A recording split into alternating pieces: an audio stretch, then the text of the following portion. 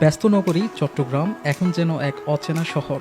যানজট ও কর্মব্যস্ত মানুষের ভিড়ে যে শহরটি সবসময় ব্যস্ত, সে শহরই এখন যেন হারিয়েছে চিরচেনা রূপ। নেই রাস্তায় যানজট, নেই যাত্রীদের হাঁকডাক। নগরীর প্রায় সব এলাকার রাস্তাতেই এক অন্যরকম নীরবতা। যাত্রী ও যাত্রী পরিবহন কম থাকায় রাস্তাগুলোতে নেই কোনো ভিড়। রিকশা, ব্যক্তিগত গাড়ি ও যাত্রীবাহী বাস কম থাকায় সবাই গন্তব্যে যেতে পারছে ঠিক সময়ে। ঈদ উল ফিতরে নগরের আগ্রাবাদ, চৌমুহনী, জিসি এলাকা ঘুরে দেখা যায় সড়কে মানুষের চলাচল ছিল খুবই কম। সাধারণ পরিবহনের সংখ্যা ছিল তুলনামূলক কম। যানজট না থাকায় স্বস্তিতে সাধারণ যাত্রীরা।